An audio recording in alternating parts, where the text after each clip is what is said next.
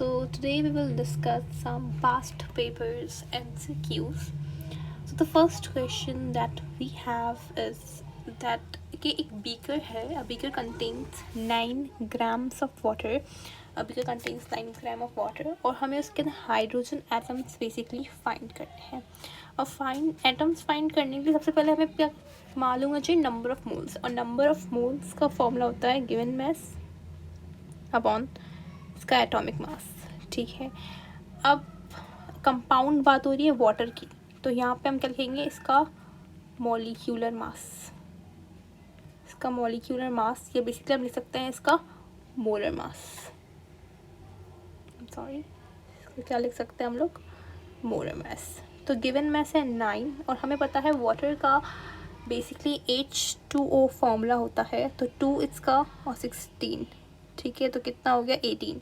तो 18 हो गया, तो 1/2 आंसर आ गया हमारे पास. ठीक है,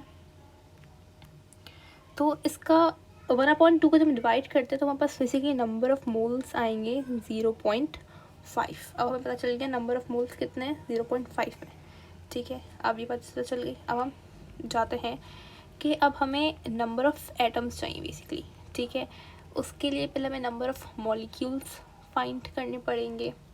कि देखें, अब नंबर ऑफ मोल्स आ गए 0.5. ठीक है, अब नंबर ऑफ एटम्स चाहिए हमें हाइड्रोजन के यहाँ पे. अब हम पहले फाइंड करेंगे मॉलिक्यूल. ऑफ मॉलिक्यूल्स फाइंड करने का फॉर्मूला हमारे पास कुछ होता है Avogadro's number multiply by number of moles. ठीक है, जब उसको मल्टीप्लाई करेंगे 0.5 को मल्टीप्लाई करेंगे 0.5 को मल्टीप्लाई करेंगे 6.02 एक्सपोनेंशियल पावर समथिंग, तो हमारे पास आंसर आएगा 3.01 एक्सपोनेंशियल पावर 23. ठीक है, अब हमें फाइंड करने नंबर ऑफ हाइड्रोजन एटम्स. ठीक है, अब हाइड्रोजन एटम्स यहाँ पे H2 है, तो हाइड्रोजन यहाँ पे 2 एटम्स और एक ऑक्सीजन का है. तो अब हम क्या करेंगे, इस वैल्यू को मल्टीप्लाई कर देंगे 2 से. जब हम 3.01 को मल्टीप्लाई करेंगे 2 से तो हमारे पास आंसर आएगा 6.02 एक्सपोनेंशियल पावर 23. ठीक है, यहाँ से तो यहाँ पे आप देख सकते हैं अगर ये है यस वी हैव दिस, तो हमारे पास ये होगा एक करेक्ट ऑप्शन होगा हमारा. I hope this is clear to you. आगे चलते हैं हम लोग. अब हमारे पास सेकंड हमारे पास जो MCQs है वहाँ आते हैं. Basically the empirical formula of the compound is CH2. अब ये बोल रहे हैं कि एम्पेरिकल फॉर्मूला एक कंपाउंड का है CH2 और उसका हमें क्या बताया है. अब तक इसका कंपाउंड क्या होगा. अब एम्पेरिकल फॉर्मूला क्या है, हमें पता है कि जो हमें सिंपलेस्ट रेशियो बताया है, इसका बेसिकली मॉलिक्यूलर फॉर्मूला बता रहा है कि इसका कंपाउंड बताओ. सिंपल सी एक ट्रिक लगाते हैं. ठीक है, यहाँ पे अब देखिए हमें क्या दिया हुआ है, एम्पेरिकल फॉर्मूला CH2O. इस कंपाउंड को अगर हम इसका रेशियो बनाते हैं तो क्या निकलेगा, इसका 1 आ जाएगा लेकिन 5 डिवाइड होगा नहीं, तो मतलब ये तो डिवाइड होगा नहीं. 3 आ जाएगा लेकिन 5 डिवाइड होगा नहीं, तो ये भी नहीं हो सकता, ना ये होगा. ये तो ऑलरेडी सिंपलेस्ट, तो क्या सिंपलेस्ट होगा, इसको डिवाइड करके देखो 2:4:2 है. इसको डिवाइड किया तो 1:2:1 आया. इसका 1:2:1 है, तो उनके पास है ये आंसर. समझ आया कि कैसे हुआ. हमने बेसिकली ट्रिक यूज़ की, हम क्यों फॉर्मूला सजाया यूज़ करें, हम डायरेक्ट मेथड हमने इसका इस्तेमाल किया. ठीक है, आगे चलते हैं. आगे हमें बोल रहा है कि all of the following statements underline the kinetic molecular theory of gases except kinetic molecular theory हमने पढ़ी थी गैसेस वाले चैप्टर के अंदर. तो उसके इसमें कौन सी ऐसी स्टेटमेंट है जो खिलाफ है काइनेटिक मॉलिक्यूलर थ्योरी में. Gases molecules have no intermolecular forces, सही बात है. Gases molecules are in random motion, ये भी सही बात है. तो collision between gases particles are elastic, purely elastic या परफेक्टली इलास्टिक जिसको हम बोलते हैं. Volume of particles gas is significant, ये थोड़ी सी बात समझ नहीं आ रही. The average kinetic energy of is proportional to the temperature of the gas, हाँ ये भी सही बात है. बेसिकली ये होगा सही आंसर हमारे पास कि ये एक्सेप्ट मतलब ये स्टेटमेंट गलत है, क्योंकि वॉल्यूम अकॉर्डिंग टू दिस हमारे पास जो वॉल्यूम होता है वो नेग्लिजिबल होता है. तो ये हमारे पास क्या होगा, सही आंसर होगा इसका. ठीक है, आगे चलते हैं. अब सेकेंड हमसे पूछ रहा है which of the following is true about which is of the following is true about amorphous solids. amorphous solids की कौन सी सही बात है इसमें? दे possess symmetry, ऐसा तो कभी होता ही नहीं है। जो हमारे पास क्रिस्टलाइन सॉलिड होते हैं उनके पास सिमेट्री होती है। दे आर आइसोट्रॉपिक, ठीक है। आइसोट्रॉपिक का मतलब क्या है? कि हर डायरेक्शन में उनकी प्रॉपर्टीज रेगुलर रहेंगी। दे आर इन आइसोट्रॉपिक मतलब इनकी प्रॉपर्टीज रेगुलर नहीं रहेंगी। और एन आइसोट्रॉपी जो हमारे पास करेक्टरिस्टिक होता है वो होता है क्रिस्टलाइन का, ठीक है। मतलब हर डायरेक्शन, फॉर एग्जांपल ये सॉलिड है, हर डायरेक्शन में इसकी जो प्रॉपर्टी होगी वो सेम होगी। इसको बोलते हैं हम आइसोट्रॉपी। और सेम नहीं है उसे बोलते हैं एन आइसोट्रॉपी, ठीक है। They cleavage along the particular direction, नहीं ये भी नहीं है ना, ठीक है। दे हैव डेफिनेट शेप, नहीं ये भी नहीं होता हमारे पास। सही सही क्रिस्टलाइन की है। तो असल में बात कौन सी है हमारे पास? सही जो होगा स्टेटमेंट, कौन सी स्टेटमेंट सही है एमोर्फस सॉलिड्स की? ये दे आर आइसोट्रॉपिक, तो ये आइसोट्रॉपिक होते हैं, ठीक है। आगे चलते हैं। अब नेक्स्ट क्वेश्चन ये पूछ रहा है हमसे, which pair of gases have same rate of diffusion at STP. STP क्या है? एसटीपी मतलब स्टैंडर्ड टेम्परेचर प्रेशर पे कौन सी गैसेस का सेम रेट ऑफ डिफ्यूजन है। अब जिनकी, अब ये बात याद, यहाँ पे ट्रिक बेसिकली यहाँ पे तो वो लॉ लगेगा हमारे पास, डेल्टन्स लॉ हमारे पास होता है, वो लगना चाहिए यहाँ पे, ठीक है। लेकिन एक ट्रिक बता रही हूँ कि जिनका मास सेम होगा उनका सेम रेट ऑफ डिफ्यूजन होता है। तो हीलियम का मास क्या है? 20, हाइड्रोजन का 2, नहीं हो सकता। ऑक्सीजन O2 का यहाँ पे बनने का कुछ 30, 16 + 16 कितना होता है? 32 आता है गैस। तो और कार्बन मोनोऑक्साइड है यहाँ पे, तो ये भी नहीं होगा। उसके बाद है कार्बन डाइऑक्साइड एंड हमारे पास है बेसिकली इसको हम क्या पढ़ते हैं? Methane, ethane, propane. ये बस क्या है? प्रोपेन है। अब हम देख लेते हैं इसका बेसिकली मास 28, ठीक है। अब कार्बन डाइऑक्साइड का मास कितना होता है? 44 होता है। अब इस प्रोपेन का देखते हैं बेसिकली, ठीक है। और अब हमने देखा कि जब हम इसका मास निकाल रहे थे प्रोपेन का, अब देखिए 12 + 12 + 12 + 8, तो इसको जब हमने किया तो 44 आंसर है। और कार्बन डाइऑक्साइड का भी मास 44 होता है। आगे देखते हैं, कार्बन डाइऑक्साइड 44, सल्फर डाइऑक्साइड आ गई। सल्फर का खुद का मास 32 होता है, और 32 में हम जब प्लस करेंगे 36 तो बहुत ज़्यादा निकल आएगा। तो यहाँ पे हम पास करेक्ट ऑप्शन कौन सा होगा? ये सी वाला, क्योंकि इन दोनों के मासेस क्या है? सेम है यहाँ पे। तो C is the correct option. I hope this is clear to you. आगे चलते हैं, ठीक है। ये हो गया। अब हमारे पास आगे नेक्स्ट हमारे पास ये है, और ये बोल रहा है the oxidation number of element in free state. Free state में एक एलिमेंट की क्या होती है? ऑक्सीडेशन नंबर 0 होती है। फॉर एग्जांपल H2 + O2 बनाता है H2, तो यहाँ पे इसकी फ्री स्टेट क्या है? 0, ठीक है। ये सारी चीज़ें आप अपने फर्स्ट ईयर में इलेक्ट्रोकेमिस्ट्री में पढ़ चुके हैं।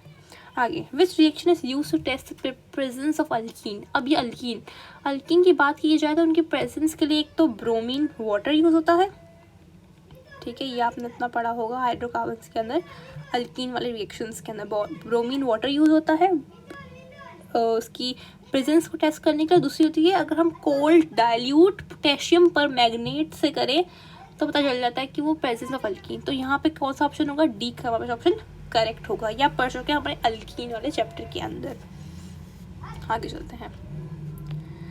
आगे अब हमें यहाँ पे बोल रहा है, ठीक है, आगे बोल रहा था net charge on ferrous ion. Ferrous मतलब आयरन पे बात कर रहे हैं, तो आयरन आयन पे कितना नेट चार्ज होता है? तो वो +2 होता है, +3 होता है, लेकिन कुछ कुछ कंडीशंस के अंदर होता है। अब standard temperature and pressure of a gas refers to what? तो हो गया 273 kelvin and 760 mm of Hg। Next, which contains maximum number of atoms। maximum number of atoms किसके अंदर होंगे? यहाँ बोल रहे 6 moles of S8, 20 moles of S8, या 5 moles of सल्फर डाइऑक्साइड, या 44 dm³ of carbon dioxide eight STP, ठीक है। अब इसका अगर हम रिलेशन देखें, इन्होंने सिर्फ नंबर ऑफ मोल्स पूछे हुए, हम नंबर ऑफ एटम्स निकालने हैं, मैक्सिमम नंबर ऑफ एटम्स पूछे हुए, यहाँ पे मोल्स दिए हुए, एटम्स फाइंड करने हैं। इसका मतलब 6 को मल्टीप्लाई कर दें एवोगैड्रो से Na, ठीक है, 20 को मल्टीप्लाई कर दें Na से, 5 को मल्टीप्लाई कर दें Na से, ठीक है। यही होगा ना कि मोल्स दिए हुए हैं, हमें नंबर ऑफ मॉलिक्यूल्स फाइंड करने हैं, तो Na से मल्टीप्लाई हो जाएगा, ठीक है। और यहाँ पे 44 पॉइंट मतलब 2 मोल्स हैं, इसलिए कार्बन डाइऑक्साइड के यहाँ पे हाँ 44 पॉइंट आई गेस 4 होना चाहिए था यहाँ पे DM3। अब यहाँ पे इन्होंने इतना दिया हुआ है, तो हम 44 को डिवाइड करेंगे 22.4 से, तो कुछ 1.96 मोल आता है। तो उसको जब मल्टीप्लाई करेंगे 6.02 से, तो आंसर आएगा कुछ 2 को मल्टीप्लाई करेंगे 6.02 से, तो कुछ आएगा 2 को मल्टीप्लाई करेंगे 12 Na से, तो जाहिर सी बात है बड़ी वैल्यू है 20 मोल्स वाली, ठीक है। तो 20 को जब हम मल्टीप्लाई करेंगे 6.02 से, तो हम ज़्यादा बड़ा आंसर आएगा, तो ये 20 moles will be the correct answer यहाँ पे, ठीक है। आगे चलते हैं। अब next, maximum number of electrons accommodated by p orbital. p orbital के पास कितने होते हैं हमें पता है, ठीक है, ये होता है, तो ये आंसर हो गया 6 हो जाएगा। Next, which shows high percentage of ionic character. Ionic character किस में ज़्यादा हाई होता है। अब यहाँ पे बेसिकली आप क्या देखोगे, इलेक्ट्रोनेगेटिविटी डिफरेंस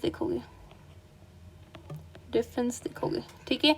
H2O में अब हाइड्रोजन की, ऑक्सीजन की क्या है इलेक्ट्रोनेगेटिविटी 3.5 है, हाइड्रोजन की 2.1, डिफरेंस कितना आया, कुछ तकरीबन 1 पॉइंट समथिंग आया। फ्लोरीन की 4 है, हाइड्रोजन की 2.1 है, क्लोरीन की 3.0 है, इसकी 2.1 है, ब्रोमीन की 2.8 है। तो सबसे ज़्यादा डिफरेंस किस में आएगा, हाइड्रोजन फ्लोराइड वाले में आएगा। तो सबसे ज़्यादा आयोनिक करेक्टर भी उसके अंदर होगा जिसकी आयोनिक बेसिकली जिसकी डिफरेंस ज़्यादा होगा, तो हाइड्रोजन फ्लोराइड करेक्ट ऑप्शन होगा, ठीक है। आगे चलते हैं। आगे हमसे पूछ रहा है, ये यहाँ पे रिएक्शन हुआ है, क्लोरीन के अंदर एडिशन हुई है एक इलेक्ट्रॉन की। अब वो हमसे पूछ रहा है इसके अंदर बताओ मुझे एक इलेक्ट्रॉन, तो the value is in the case will be, जाहिर सी बात है जब इलेक्ट्रॉन ऐड होता है तो वो क्या होता है, इलेक्ट्रॉन और एनर्जी जो है नेगेटिव में है, तो जाहिर सी बात है इलेक्ट्रॉन एफिनिटी हुई है। The maximum number of electrons in a shell with the principal quantum number is equal to 4। जब प्रिंसिपल क्वांटम नंबर 4 के बराबर है, तो जाहिर सी बात है 2 पर 4 लगा दें, 4 4 16, 16 2 32, तो ये 32 हमारे पास आंसर होगा इसका। सेकेंड हमारे पास पूछा, how many electrons can have the value n is equal to 1 is equal to 1 s plus 1/2 in the configuration. अब n 2 दे दिया, मतलब शेल 2 वाला यूज होगा। l हमारे पास जो एजीम्यूथल क्वांटम नंबर है वो 1 दे दिया, इसका मतलब ये p की बात कर रहा है। यहाँ पे हमने पढ़ा था ना 0 1 2 3, तो 0 स्टैंड करता था s से, 1 p से, 2 d से, 3 f से, तो ये p की बात कर रहा है, ठीक है। अब s प्लस 1/2, तो जब हम p के बनाते हैं ऐसे करके बनाते हैं, तो इसके अंदर कितने के 1/2 प्लस 1/2 होता है, 3 के होगा, ठीक है। ये सब कुछ अपने फर्स्ट ईयर में आप पढ़ चुके हो, कंप्लीट कर चुके हो। आगे चलते हैं। आप पूछ रहे थे 3n hydrogen sigma bonds are formed by. जब हम अब अमोनिया का स्ट्रक्चर ड्रॉ कर लेते हैं, अमोनिया है ये, तो ये हाइड्रोजन, ये हाइड्रोजन, ये हाइड्रोजन, हाइड्रोजन हो गया, ठीक है। इसके अंदर कौन सी बहुत ही है हाइब्रिडाइजेशन, sp2 होगा, ये sp2 है हमारे पास हाइब्रिडाइज, यस है, तो sp2s ओवरलैपिंग होती है हमारे पास यहाँ पे, ठीक है। I hope this is clear to you. आगे हमारे पास है नहीं, so I hope this is clear to you. If you have any kind of queries you can ask me in the comment section, I would be really glad to answer you guys.